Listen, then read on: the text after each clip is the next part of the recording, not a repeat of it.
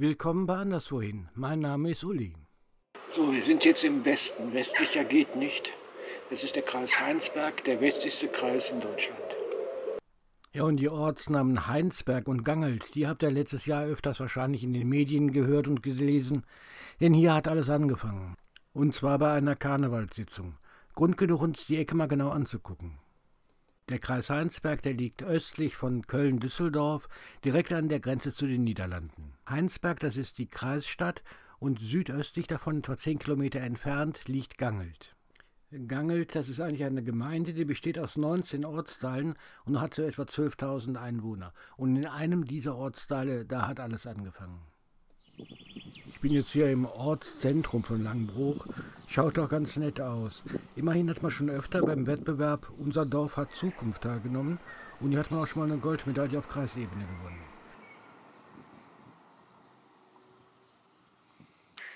Die Stelle hier hat man als Glücksort bezeichnet. Oh, hier kann man schon glücklich sein, wenn man sich hier mal so umschaut. Die Kirche, alte Pumpe, schöne Blumen, sieht irgendwie herrlich aus.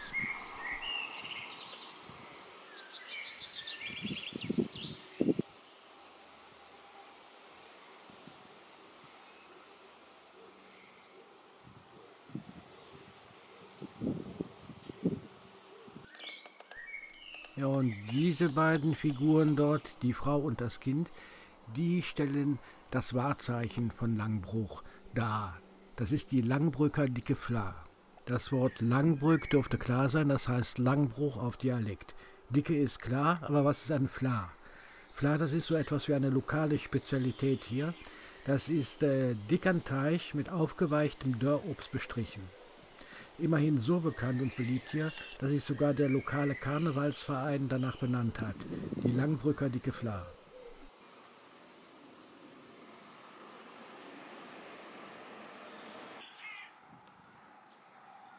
Da ist noch so ein schöner Platz hier in Langbruch.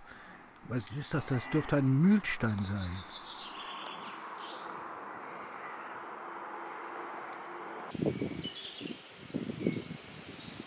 Etwa 3 Kilometer sind es jetzt bis Gangelt und da fahren wir jetzt mal hin. Gangelt, das war im Mittelalter mal eine bekannte Stadt, die galt als sogenannte Reisestadt, weil hier so viele Reisende durchkamen. Einiges aus dem Mittelalter hat sich hier auch erhalten.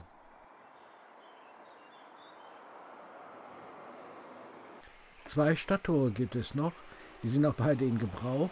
Und dieser Bergfried hier, der gehörte zur Burg, der war integriert in die Stadtmauer. Davon gibt es auch noch ein paar Reste.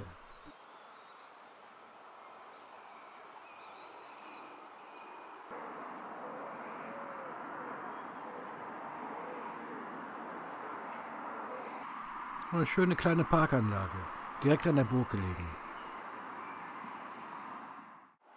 Das ist das zweite Stadttor hier in Gangelt. Gangelt wurde im 9. Jahrhundert zum ersten Mal urkundlich erwähnt. Eine Stadtgründung, die gab es 1243. Und ab 1420, da bestand die Stadtbefestigung.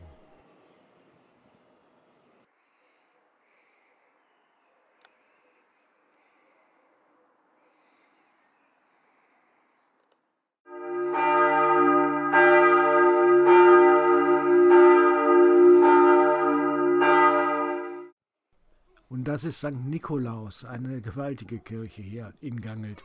Eine dreischiffige gotische Basilika, die ist im 14. und 15. Jahrhundert gebaut worden.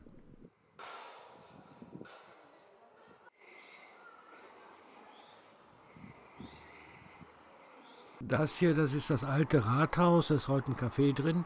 Und davor steht ein Denkmal, nämlich diese Gans hier. Und diese Gans hier hat eine Möhre im Schnabel. Das Ganze nennt man die Gangelter Murepen. Mure, das ist die Möhre. Und ein Pen, das ist ein Riegel, mit dem man etwas verschließt. Und da kommen wir nämlich dann zu dieser lokalen Sage von der Murepen.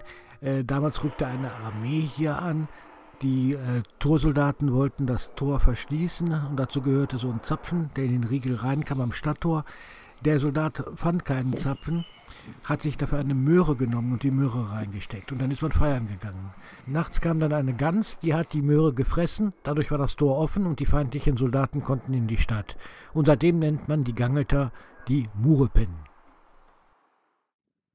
Etwas außerhalb von Gangelt, da liegt nochmal so ein interessanter Punkt, nämlich das ist der sogenannte Mercatorpunkt. Hier ehrt man Gerardus Mercator oder besser Gerhard Mercator. Der Mann, der hat im 16. Jahrhundert gelebt. Der ist zwar nicht geboren in Gangelt und hat auch nicht den Rest seines Lebens hier verbracht, aber er hat zumindest seine Kindheit hier, also 6 Jahre verbracht, vermute ich zumindest. Mercator, das war ein Kosmograph, Kartograph, Theologe, Philosoph, Mathematiker. Er hat Globen und geografische Karten gemacht. Verdanken wir auch das Wort Atlas für ein geografisches Kartenwerk. Er nannte das nach dem König Atlas von Mauretanien so. Und den Kartographen, den ehrt man an einem Schnittpunkt, der hat sich ja mit Längen- und Breitengrad beschäftigt, und zwar dort, wo der 6. östliche Längengrad und der 51. Breitengrad sich kreuzen. Dort hat man dieses Denkmal errichtet. Auf der einen Seite hat man die Orte aufgeschrieben, wo der 6. östliche Längengrad durchläuft, und hier auf der Seite stehen die Orte, die auf dem 51. Breitengrad liegen. Das ist ein Konfluenzpunkt, dieser Schnittpunkt, und davon gibt es nur 48 in ganz Deutschland. Mercator hat es geschafft, durch ein Netz von Längen- und Breitengraden, das er auf die Karten gelegt hat, sogenannte winkeltreue Karten zu schaffen. Die Schiffs- und Luftfahrt, die orientiert sich heute noch an diesem System. Mercator, der hat ja damals sogar für den Kaiser gearbeitet, für den Landkarten entworfen, und sein Sohn, der brachte dann einen Weltatlas mit 106 Karten heraus, die von Mercator stammten. Das ist also ein gewaltiges Werk. Hier steht, als erster konstruierte er Karten, auf denen der Kurs eines Schiffes als gerade Linie eingezeichnet werden konnte. Noch heute wird seine Erkenntnis, wie die Oberfläche der kugelähnlichen Erde winkelgetreu auf einer flachen Karte übertragen werden kann, genutzt. Das heutige weltumspannende Koordinatensystem ist als UTM-System bekannt.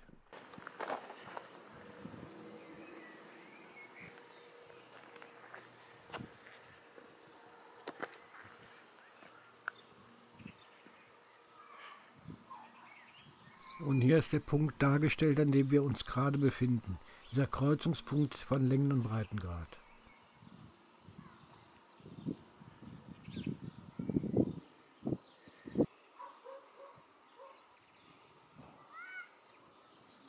Aber dieser Stein da rechts, der ist noch interessant. Zur Erinnerung an unseren gemeinsamen Sohn Mercator und die Freundschaftsvereinbarung zwischen den Gemeinden Gröbeke und Gangelt. Ja, das ist in Gröbeke, da ist Mercator geboren worden, vielmehr in einem Teil der Gemeinde in Rupelmonde, und in Gangelt ist er halt aufgewachsen. Ich verabschiede mich dann vom Mercatorpunkt und ziehe weiter zum Kahnweiher hier in Gangelt. Das gilt so als Naherholungsgebiet. Hier in der Ecke, liegt direkt an der Grenze zu den Niederlanden. Ist sehr schön gelegen hier alles. Und noch ein paar Worte zu dem Video jetzt insgesamt. Das war jetzt mein erstes Video seit fast 1,5 Jahren. Das erste Mal, dass ich wieder mit der Kamera draußen war. Und das alles war ein bisschen ein seltsames Gefühl. Kennt ihr das, wenn man so plötzlich einer alten Liebe wieder begegnet, ob verabredet oder nicht? Man steht sich gegenüber, man schaut sich an, man stellt die kleinsten Veränderungen fest und man weiß erstmal nicht, was man sagen soll. So in etwa ging es mir heute auch bei diesem Video. Ja, in den letzten 1,5 Jahren, alles hat sich verändert, die Welt hat sich verändert, wir selber haben uns verändert, YouTube hat sich verändert. Mal schauen, ob nach 1,5 Jahren der Algorithmus von YouTube dieses Video überhaupt noch findet und ob überhaupt noch jemand diese Videos guckt. Ich hoffe es doch. In diesem Sinn, tschüss.